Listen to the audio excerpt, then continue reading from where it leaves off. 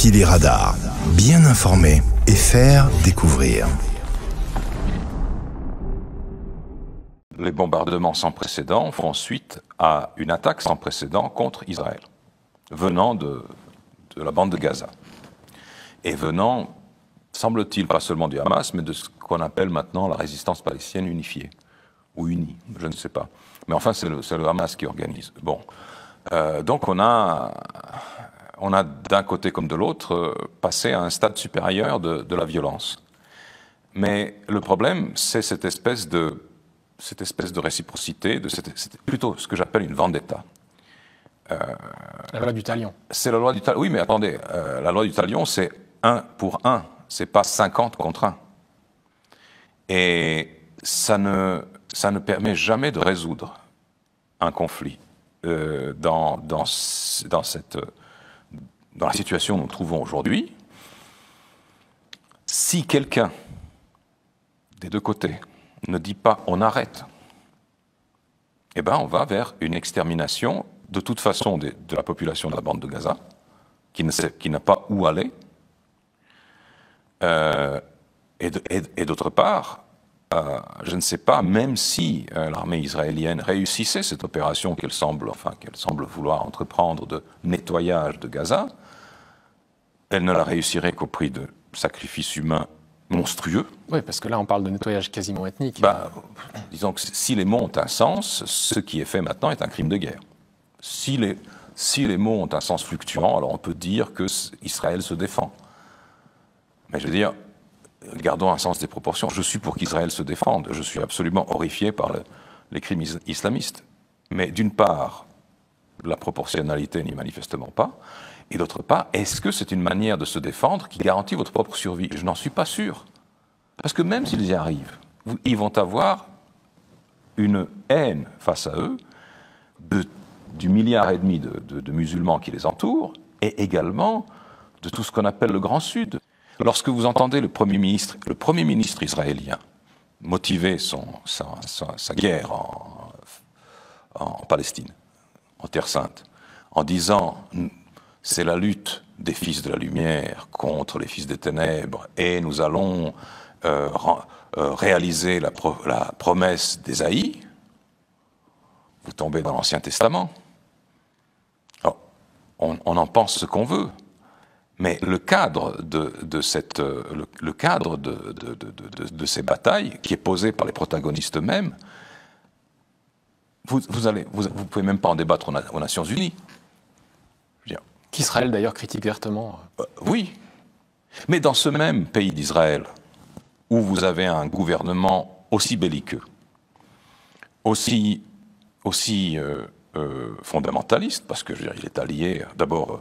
Netanyahou est quand même le fils du secrétaire de Zev Jabotinsky. Alors je vais pas, on n'a pas le temps de développer ça, mais regardez sur Wikipédia ou n'importe où qui était Zev Jabotinsky.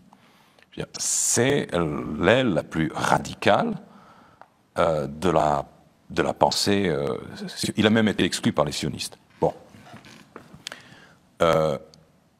Donc, dans le pays de Netanyahou, vous avez des journaux comme Haaretz, aujourd'hui, qui, de jour en jour, de semaine en semaine, depuis que ceci a commencé, mais depuis bien avant, donne dans tout le monde occidental la seule information qui soit dissonante. Et c'est là-bas que ça se passe. C'est pas ici. Ici, on risque rien. On ne risquerait rien à dire attendez, stop. Qui a fabriqué le Hamas? C'est toi, Bibi. Eux, ils le disent. Je pense qu'ils prennent des risques personnels. Et ici, rien. Il y a une ligne à suivre, et surtout, on ne déborde pas, ni à gauche ni à droite. Vous dites Israël a financé le Hamas? Non, Israël n'a pas financé le Hamas. Qui a créé le Hamas? Netanyahou, ça, de nouveau, je cite Haaretz, et qui cite Netanyahou. Netanyahou a toujours considéré qu'il était extrêmement profitable pour sa ligne de favoriser le Hamas, comme mouvement religieux extrémiste, pour diminuer l'influence, ou pour éliminer l'influence d'un mouvement qui était social, politique, qui était l'OLP d'Arafat. Mais ça, C'est du b.a.-ba, c'est l'histoire contemporaine, c'est comme ça. Ils ont fait exactement la même chose qu'ont fait les Américains en Afghanistan. Avec les Moudjahidines. Avec les Moudjahidines. En Syrie, avec ce qu'on appelait les rebelles modérés, qui ne se distinguaient des rebelles immodérés que par le fait que... Enfin, je ne vois pas en quoi ils se distinguaient des rebelles immodérés, parce qu'ils coupaient les têtes comme les autres. Mais c'était nos amis. Donc, c'est logique. Quand vous avez un pouvoir qui est extrémiste, il ne veut pas avoir en face de lui une opposition modérée. Un pouvoir modéré ne veut pas avoir en face de lui une opposition extrémiste. Parce que c'est lui qui doit changer de nature à ce moment-là. Il doit devenir... S'il est vraiment modéré, il fait en sorte que ceux qui lui fait face soient dans les mêmes tonalités, même si ce n'est pas des alliés, ce sont des adversaires. Mais un pouvoir qui est extrémiste ne peut pas discuter avec un adversaire modéré.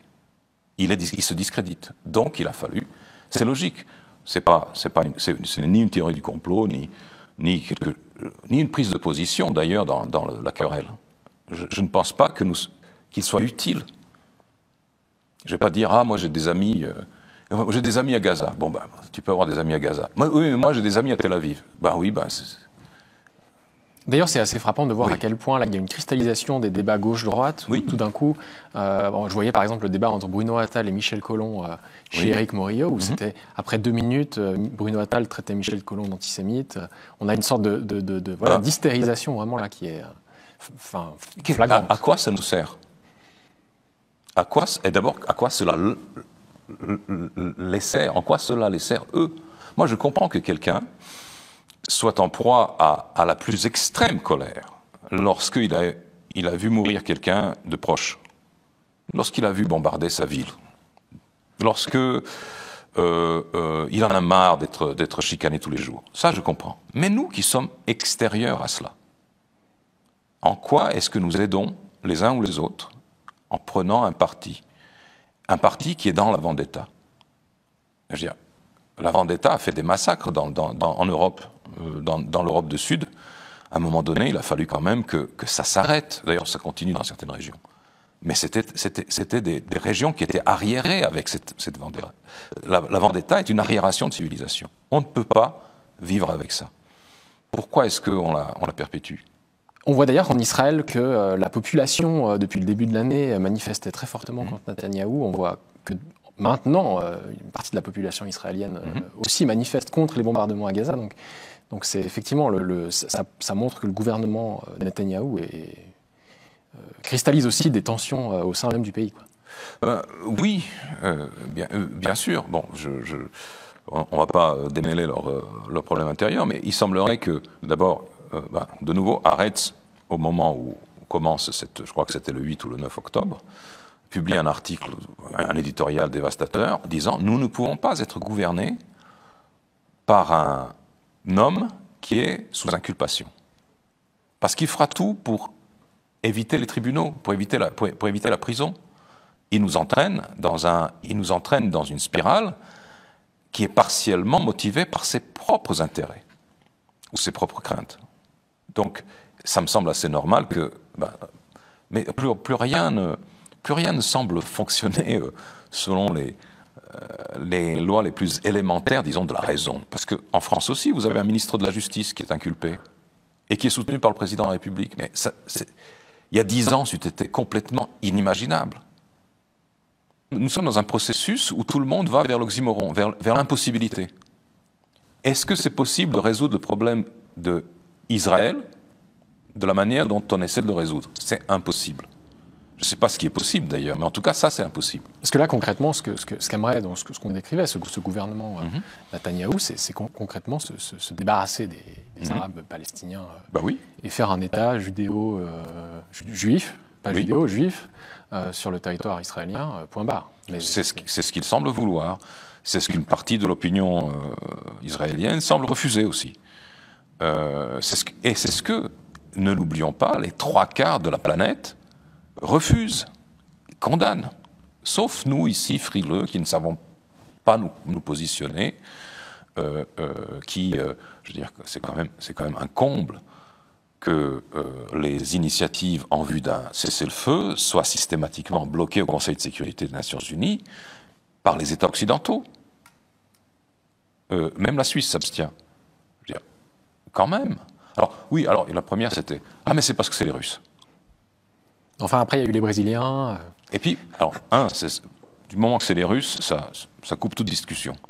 Mais on a quand même ajouté, et ça ne condamne pas le Hamas. Mais est-ce que vous avez déjà vu une résolution humanitaire qui a été adoptée en condamnant une des parties? On ne peut pas, techniquement, on ne peut pas condamner une partie lorsqu'on veut faire une résolution humanitaire, sinon une partie ne va pas l'accepter. Son application, je veux dire. Donc on ne peut pas condamner quelqu'un, et on le sait. Et pourtant, là, voilà. Et puis après, c'est les Brésiliens. Et ça non plus, on ne veut pas. On veut la guerre. Pourquoi on veut la guerre? Et tout ça se passe sous les yeux de 7 milliards d'êtres humains qui disent « mais ces gens sont fous ». Et les fous en question, c'est nous, ici, Europe plus États-Unis.